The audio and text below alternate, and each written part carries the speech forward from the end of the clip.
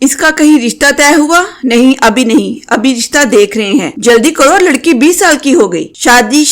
ہاں جی فائنلی شادی ہو گئی، اب ہمارا معاشرہ اور سارا خاندان۔ خوشخبری کب سنا رہی ہو؟ بچہ کب ہو رہا ہے؟ بچہ کیوں نہیں ہو رہا؟ بچہ کب ہوگا؟ ہاں جی تو یہ آپ کی روزمرہ کی سنی سنائی باتیں ہیں جس سے عورتوں کو تو صدیوں سے گزرنا پڑتا تھا، اب تو مردوں کو بھی سہنا پڑتا ہے۔ شادی شدہ عورت کے ہاں 1 سال میں اگر بچہ پیدا نہ ہو تو سمجھو اس کی شامت آ گئی۔ جیسے ہمارے ہاں شادی پہ پہننے والے لہنگے کا انتخاب لڑکی اور لڑکی کے ساتھ بیاہنے والے لڑکے کا انتخاب والدین کرتے ہیں، اسی طرح بچہ کب ہوگا اس کا فیصلہ ہمارا معاشرہ کرتا ہے، قطع نظر اس بات کے کہ ہونے والے بچے کے والدین معاشی، جذباتی اور جسمانی طور پر اس کی ذمہ داری اٹھانے کے قابل ہیں بھی یا نہیں۔ اب میں 1 by 1 ان تینوں پوائنٹس پہ بات کروں گی، اگر پھر بھی کوئی نقطہ رہ جائے تو آپ اسے کامنٹ باکس میں ڈسکس کر سکتے ہیں۔ موجودہ حالات میں پاکستان دنیا کا تیسرا ملک ہے جہاں گزشتہ 2 سالوں میں مہنگائی میں 48% اضافہ ہوا ہے، اور بدقسمتی سے زرعی ملک ہونے کے باوجود اشیاء خورد و نوش اور اجناس کی قیمتوں میں بھی دگنا اضافہ ہو چکا ہے۔ نوزائیدہ بچوں کو پلانے کے لیے دودھ کا ڈبہ ایک سفید پوش کے لیے تو اب ایک خواب ہی بن گیا۔ اب کچھ لوگ کہیں گے کہ بچوں کے لیے بہترین دودھ تو ماں کا دودھ ہے، اس لیے ڈبے کے دودھ کی ضرورت نہیں۔ یہ بات کسی حد تک ٹھیک ہے، لیکن کئی بار ماؤں کی اوورآل صحت یا کوئی میڈیکل کنڈیشن ہونے کی وجہ سے مائیں اپنے بچوں کو دودھ نہیں پلا سکتی۔ ریفرنس کے لیے ایک مثال دے رہی ہوں، وہ خواتین جو کوئی اوور ایکٹیو تھائرائیڈ کے لیے میڈیسن لے رہی ہوں یا جن کی کیمیو تھراپی ہو رہی ہو، یا وہ خواتین جن کو خون کی بہت زیادہ کمی ہو، ایسی صورتحال میں مائیں بچوں کو اپنا دودھ نہیں پلا سکتی، تو ماں کے دودھ کے متبادل کے طور پر ڈبے کا دودھ ہی ایک بہترین سولوشن ہے، جو کہ آج کل کے دور میں 30-35 ہزار روپے مہینہ کمانے والے کی پہنچ سے تو باہر ہو گیا ہے۔ گورنمنٹ اسکولوں کا نظام تعلیم بھی تقریباً ختم ہو چکا، اور ایک مناسب سے پرائیویٹ اسکول کی فیس تقریباً 3 سے 4 ہزار روپے ہے۔ کہنے کا مقصد یہ ہے کہ شادی شدہ جوڑے کو خود یہ فگر آؤٹ کرنا چاہیے کہ کیا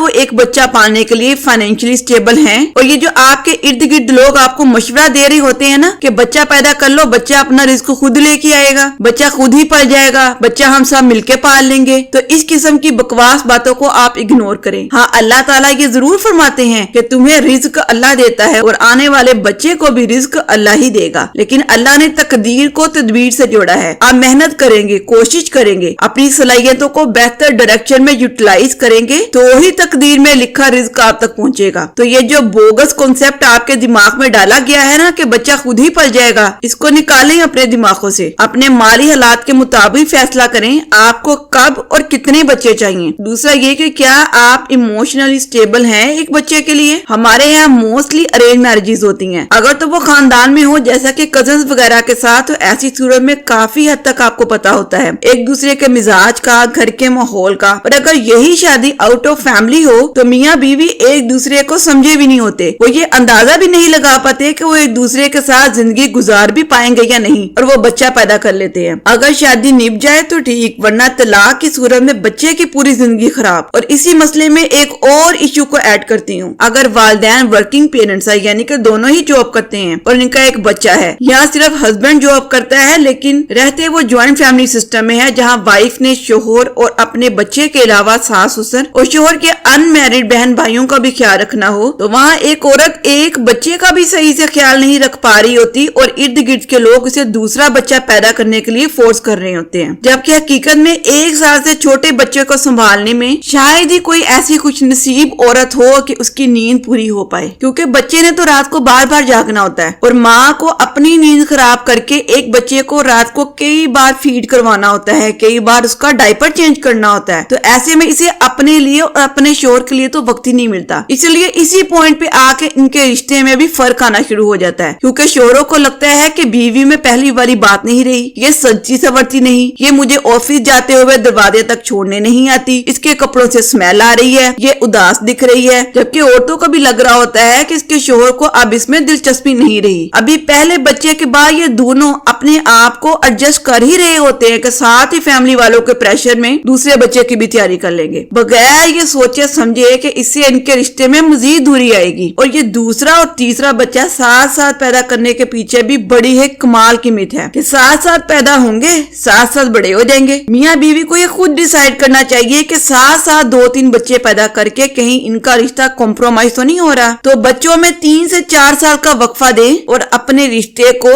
بریدیبل بنائیں۔ اب اس میں تیسرا پوائنٹ یہ ہے کہ فزیکل علی کیا آپ بچہ پیدا کرنے کے لیے ریڈی ہیں؟ پاکستان میں اس وقت تقریباً 60% خواتین کیلشیم کی کمی کا شکار ہیں اور اس کے لگ بھگ ہی تقریباً خواتین خون کی کمی کا شکار ہیں۔ تو بچے کا پلان کرنے سے پہلے خواتین اپنا میڈیکل چیک اپ کروائیں کہ کیا وہ کنسیو کرنے سے پہلے تندرست ہیں، اور دوسرا یہ کہ اگر پہلا بچہ آپ کا سیزیرین ہے یعنی کہ آپریشن سے ہوا ہے تو کم سے کم بھی 3 سال کا وقفہ ضرور رکھیں تاکہ آپ کی باڈی ہیل کر پائے۔ میرا ذاتی خیال ہے کہ اگر شادی ارینج ہے اور ہے بھی آؤٹ آف فیملی تو شادی کے بعد دونوں میاں بیوی کو ہی کم از کم 2 سال تک بچوں کے لیے سوچنا بھی نہیں چاہیے۔ 2 سال ایک دوسرے کے ساتھ رہیں، ایک دوسرے کو جانیں اور فگر آؤٹ کریں کہ کیا وہ پوری زندگی ایک دوسرے کے ساتھ رہ سکتے ہیں، پھر بچوں کے بارے میں سوچیں۔ اور یہی ایڈوائز میری لو میرج کرنے والوں کے لیے ہے، کیونکہ محبت میں پہلے تو کسی کو کچھ دکھتا نہیں، لیکن شادی ہوتے ہی اصل چہرے دکھنے شروع ہو جاتے ہیں۔ تو پہلے ایک دوسرے کا اصل چہرہ دیکھ لیں، پھر ڈیسائیڈ کریں آپ کو فیملی ایکسٹینڈ کرنی ہے یا اسے یہی ختم کرنا ہے۔ اور یقین جانیے آپ کی یہ دور اندیشی آپ کے بچوں کا بچپن خراب ہونے سے بچا لے گی۔ آج کے لیے اتنا ہی۔ تو دیکھنے والوں سے میری گزارش ہے کہ اگر آپ چاہتے ہیں کہ میں کسی پرٹیکولر سوشل ایشو میں ویڈیو بناؤں تو مجھے کامنٹس باکس میں ضرور بتائیے گا۔ فیڈ بیک دیتے رہیے تاکہ میں اپنے کام کو امپروو کر سکوں۔ اللہ حافظ۔